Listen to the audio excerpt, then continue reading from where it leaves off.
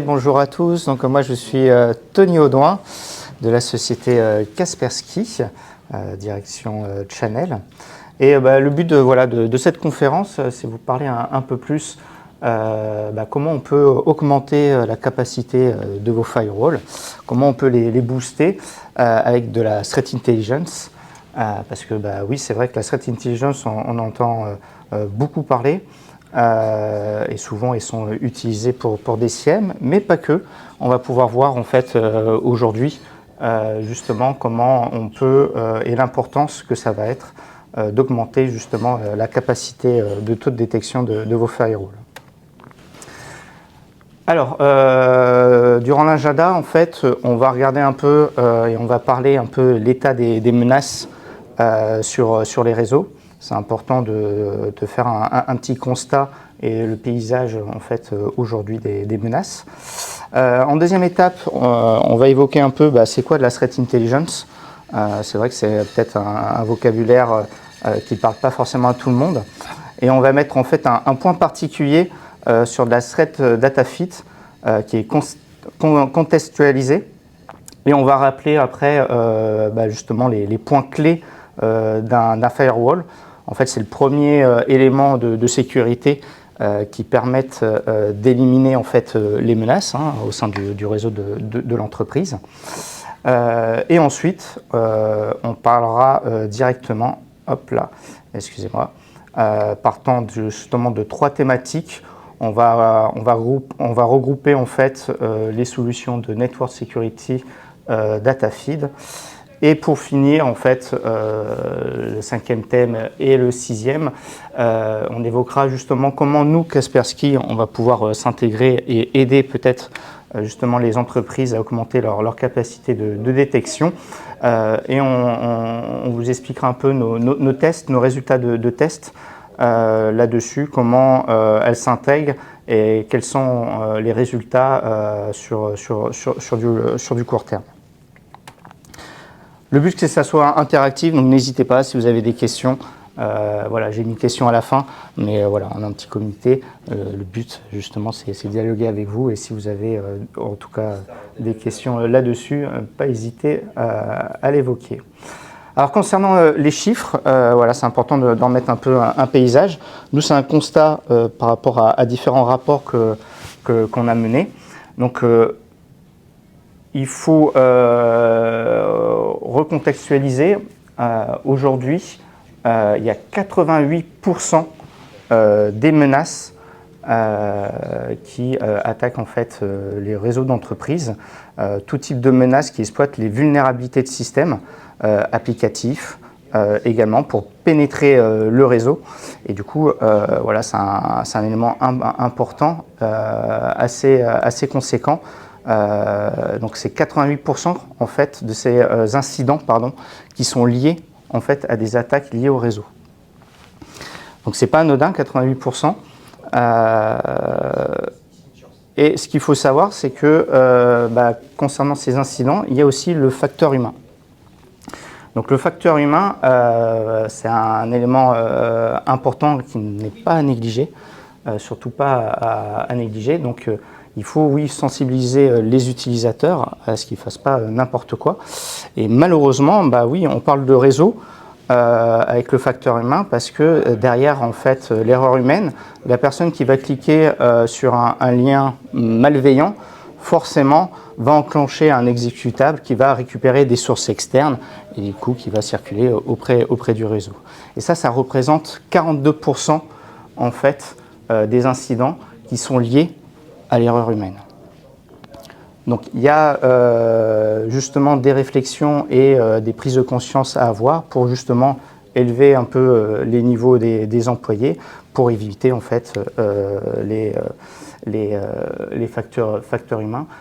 Un autre donné, contrairement justement à cette sensibilisation qu'on a constaté, plus de 30% des employés au sein des entreprises en fait partagent aussi leurs données. Code téléphonique ou mot de passe. Donc c'est 30%, c'est assez énorme encore aujourd'hui en 2025. Donc ce qu'il faut savoir, c'est que nous on est sur l'IT et on est, on va dire, on est conscience et on va dire on est sensibilisé régulièrement, mais selon les activités des entreprises et les personnes qui sont derrière un ordinateur, ils ne sont pas du tout justement au fait et ils n'ont pas forcément les bonnes pratiques à effectuer. Ensuite, plusieurs millions ont dépensé,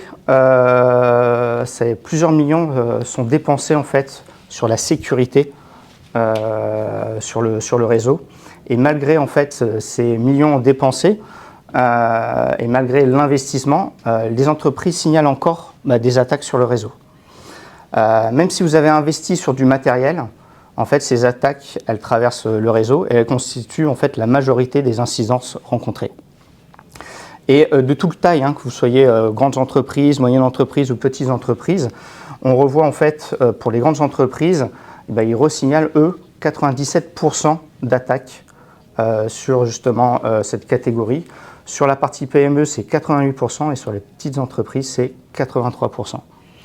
Donc, non pas parce que vous allez justement mettre beaucoup de moyens, malgré tout, vous aurez toujours aussi autant d'attaques et ça ne sera pas à négliger. Et du coup, le but, c'est aussi renforcer cette sécurité-là, optimiser et voir comment vous pouvez aussi peut-être les augmenter au niveau des ressources. Récemment, on a publié aussi un rapport sur l'année 2024 et on a compté plus de 900 millions de tentatives de phishing sur 2024. C'est assez énorme.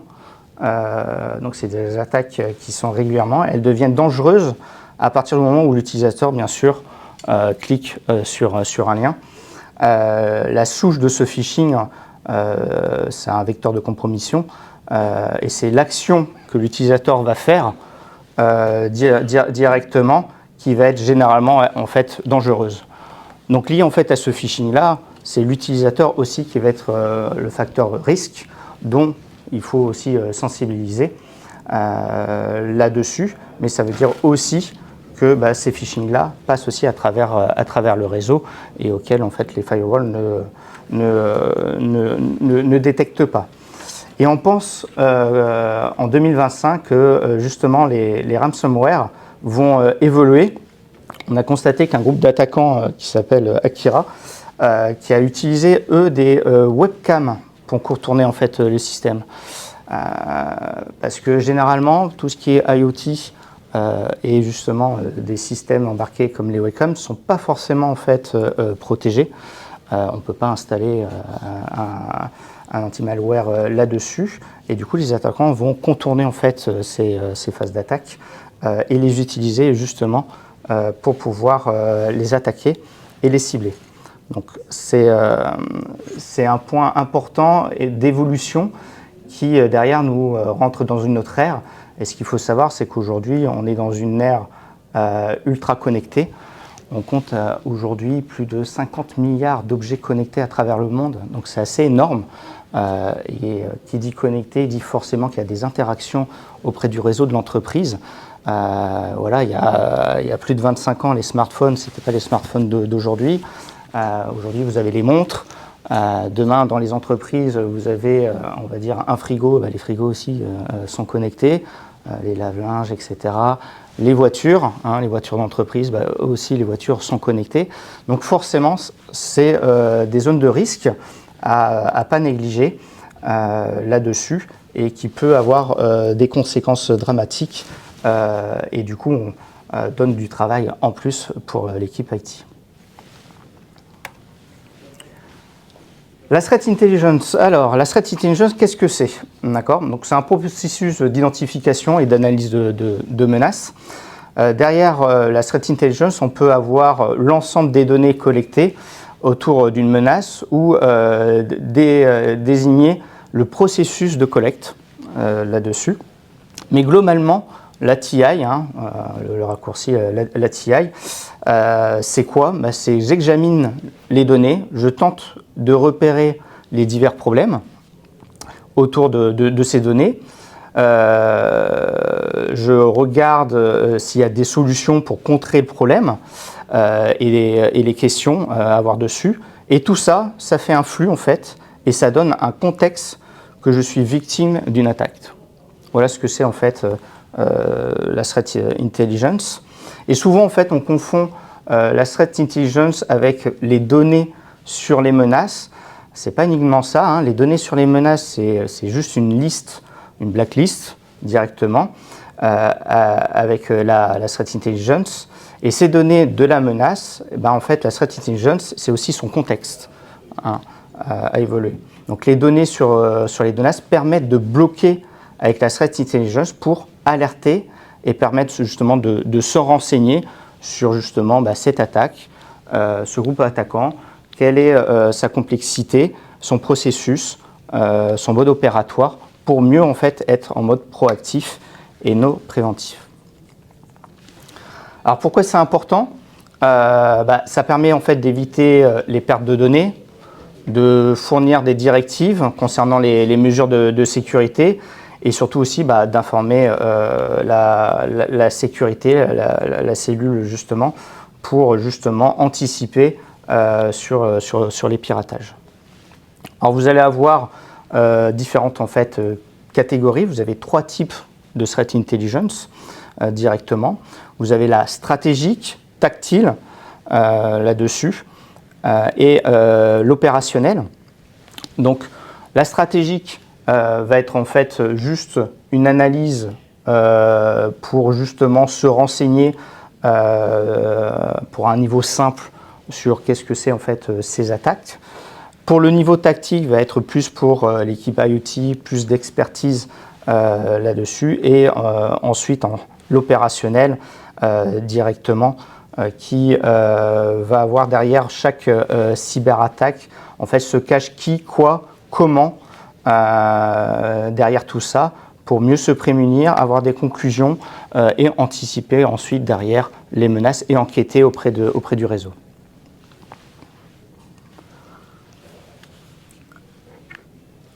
Alors, elle permet, la threat intelligence, à quoi elle va servir? Elle va servir à réduire les surfaces d'attaque en supprimant les vulnérabilités des applications par exemple, de comprendre l'évolution des menaces, de comprendre son adversaire, de pouvoir réagir au plus vite et de connaître l'inconnu, voire et surtout de réduire les risques. La TI, elle a plusieurs aspects. Elle peut être en rapport du contexte, de la donnée, ça peut être du sandboxing, ça peut être de l'attribution et du flux d'informations. Et justement, le flux d'informations, c'est un flux qui fournit de l'info en temps réel. Et elle va être gérée justement par des types d'outils de SIEM, d'EDR, de XDR, là-dessus. Et le but étant justement que ces indicateurs permettent d'avoir justement ce contexte qui est intéressant, justement, qui peut être utilisé pour des blocages ou avoir justement des analyses approfondies sur ces attaques.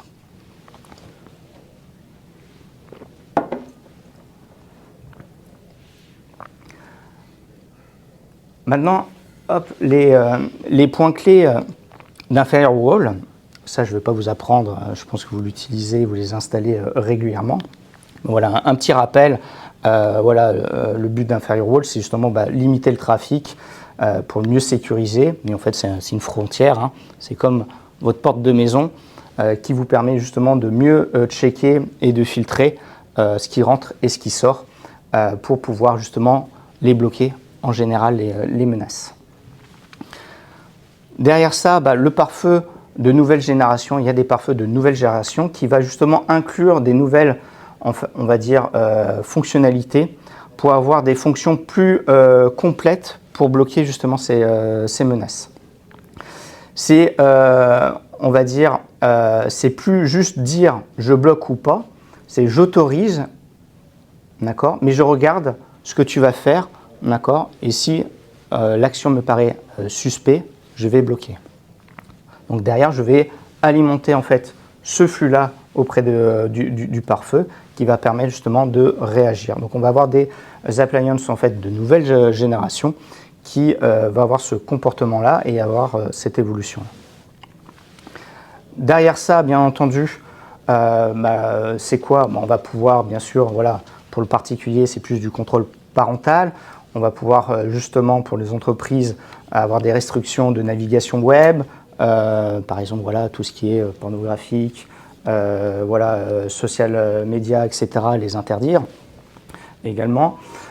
Et pour niveau d'un pays, on peut complètement dire on bloque Internet.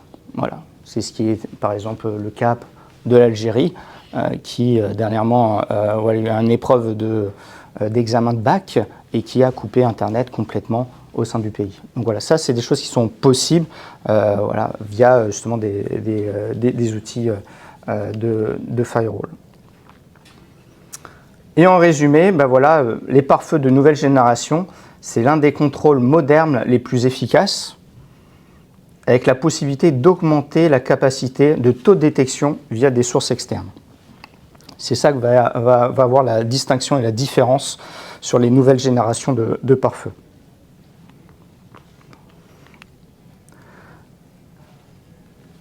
Et en résumé, voilà, on a vu l'ensemble des incidents liés au réseau, on a vu qu'est-ce que c'est que la TI, et on est capable de fournir des informations et des menaces avec un contexte pour mieux détecter, on va dire, ces composants essentiels pour le firewall. Et c'est ce qui va, on va dire, derrière ça, mener à une solution de network security data feed. Alors, la data feed, vous allez avoir différentes sources de collecte, qui est important. Ça peut être un système de détection d'experts, ça peut être de on-spot, ça peut être de l'open source, ça peut être des partenaires aussi également qui fournissent des informations, ça peut être des équipes d'experts du type de GRET ou aussi des équipes d'incidence-réponse.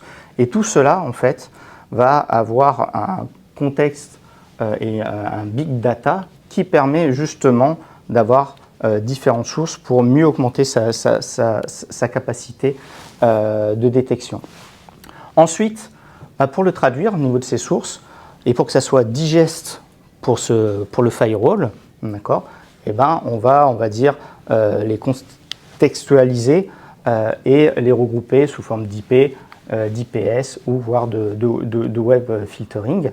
Et derrière ça, pour pouvoir les alimenter sur des sources de nouvelle génération, derrière ça, ou du EDL, c'est du Extended Dynamics List, donc en gros c'est une liste noire dynamique, pour pouvoir augmenter ce taux de détection.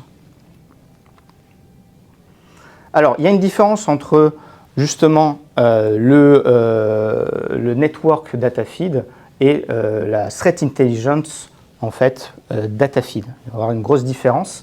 La première, c'est côté standard, la threat intelligence elle va être là pour alimenter le SIEM, d'accord. Donc on n'alimente pas en fait cette threat intelligence directement sur le firewall, mais on va avoir ces informations sur le SIEM qui va permettre justement d'alerter, d'accord, pour qu'ensuite inclus sur le firewall qui va justement bloquer directement.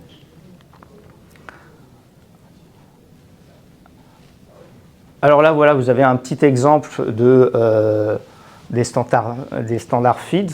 Et justement, sur ces standards feeds, vous avez justement tout le contexte, d'accord.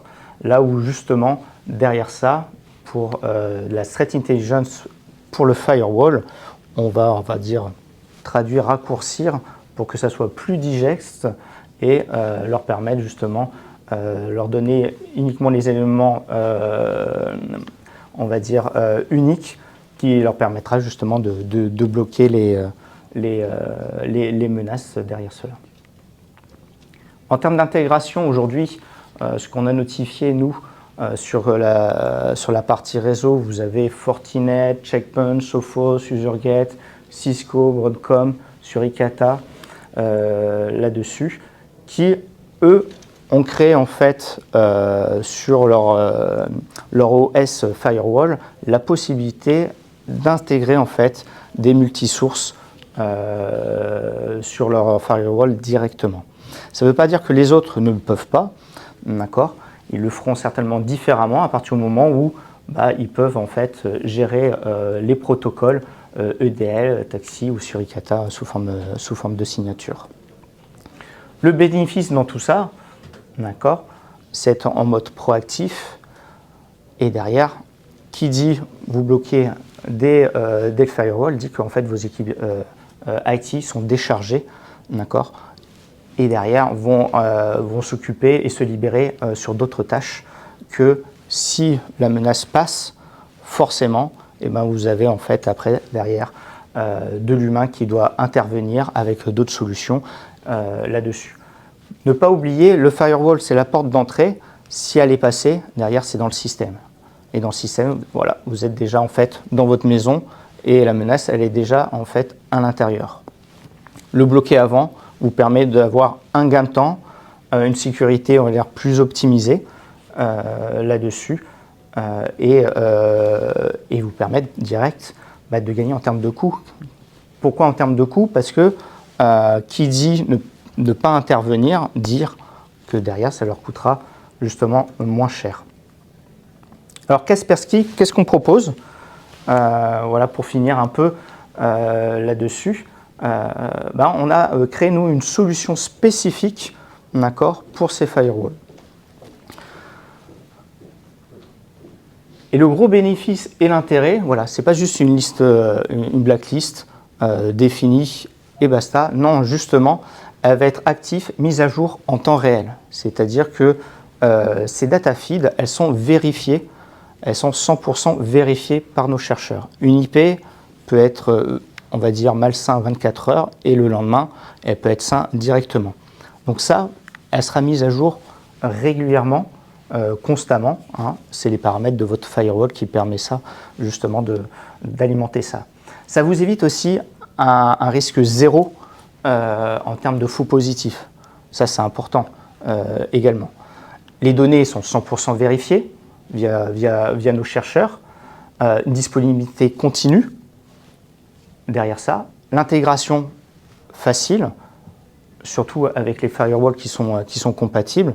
C'est juste en fait un login mot de passe via le certificat qui vous permet juste d'intégrer les flux. Vous n'avez pas besoin de faire d'autres paramétrages ou quoi que ce soit.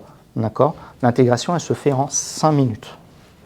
Et du coup, vous n'avez pas de support supplémentaire de quoi que ce soit ou avoir un niveau d'expertise de plus pour maîtriser ça. C'est en fait, on vous donne notre connaissance, notre enrichissement, notre savoir-faire en plus. Car chez nous, voilà, on a plus d'1 milliard d'objets protégés chez Kaspersky. On a une équipe GRET, une équipe incidence-réponse et via de multisources également, qui permet justement, étant donné qu'on est au sein du système, peut avoir un complément en fait d'informations là-dessus. Et du coup, on a fait une analyse de tests sur plus de 1000 rôles. On a fait 2 tests avec Fortinet et Palo Alto. Et les résultats en fait, de ce succès, c'est que voilà, sur cette base de 1000 menaces, Fortinet en a bloqué 47 et nous on a fait le complément sur le reste de ces menaces. Donc en gros sur les 1000, ils en ont bloqué on va dire un peu plus de 470. Et nous on a pu rajouter sur Palo Alto, voilà, ça a été un peu plus performant de 51 et derrière nous on a pu bloquer en fait 47% des autres par rapport aux 1000 menaces. Très faible quand même, 47%. C'est-à-dire si on n'avait pas un produit Kaspersky derrière, ça veut dire 47% seulement de... Oui. Ça veut dire qu'on va pouvoir détecter jusqu'à 2 fois plus. Donc ça peut être important là-dessus. Ce qu'il faut savoir, c'est que ce n'est pas une question qu'ils sont moins performants. Hein. On est aujourd'hui dans une nouvelle menace. Et forcément, notre connaissance qui est liée, nous, sur le système, d'accord, parce que notre endpoint, forcément, lorsque vous êtes attaqué sur votre PC, en fait, c'est déjà trop tard. Donc ces connaissances-là, derrière, nous, on les a et on est mieux placé par rapport à ça. Forcément, sur le réseau, voilà, ils auront, on va dire, plus d'analyse sur le réseau et un peu moins aussi sur le système. Il faut voir aussi l'outil comme permettant quelque part de vous éviter une administration de vos firewalls actuels. Et en termes d'administration aussi, ce qui est intéressant, c'est que vous n'avez pas à demander quoi que ce soit à des outils dès lors qu'ils sont déployés. Il y a un rafraîchissement de feed qui se fait avec une fréquence très élevée. Et mise à jour constant. Je vois le cas dans les POC que l'on réalise. Nos clients nous disent oui, mais cette adresse IP, elle était, enfin, vous ne la voyez pas. Ben, bien sûr, on ne la voit pas. On ne la voit pas pour une raison simple, c'est qu'une adresse IP peut être utilisée momentanément pour mener une action illégale, on va dire, et puis le jour d'après, devenir tout à fait saine. Donc, en date du 14, elle était mauvaise, mais le 15, on l'a whitelistée au lieu de la bloquer. Vos firewalls se nourrissent avec une fréquence très élevée de ce qui est jugé comme étant malsain par nos laboratoires.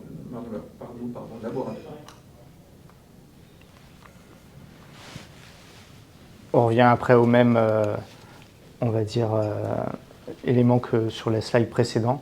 D'accord. Voilà. Quasiment, on va dire, zéro taux de faux positifs.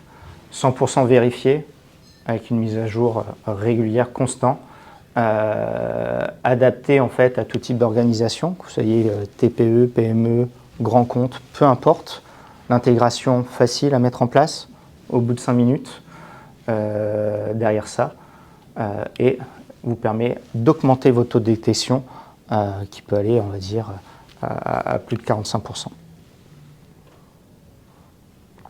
Bon, si vous souhaitez tester, avoir plus d'informations sur justement nous, notre solution pour que vous puissiez comparer justement, on va dire, les bénéfices, voilà, sachez qu'on peut vous mettre à disposition, bien entendu, des versions d'essai également.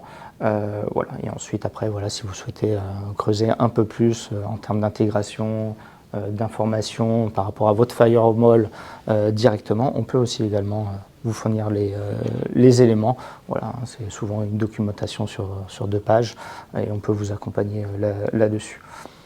C'est ce qu'il y a, on va dire, plus facile à vendre auprès, on va dire, de ces patrons parce que derrière, vous n'avez pas de déploiement et réfléchir à comment on va déployer la solution parce qu'elle se fait rapidement.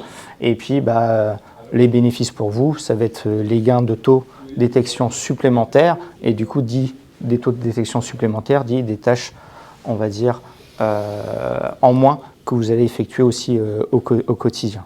Donc c'est vrai qu'on peut réfléchir à chaque fois à dire, voilà, alors est-ce que je couvre tout le périmètre ? C'est bien aussi, mais également c'est comment je peux optimiser, comment je peux aussi augmenter les niveaux de sécurité, tout simplement avec le même matériel qu'on a. Voilà tout, messieurs. N'hésitez pas, on est au stand dans le salon à venir discuter avec nous. Ça sera un grand plaisir de dialoguer et de continuer si vous souhaitez et si vous avez des sujets.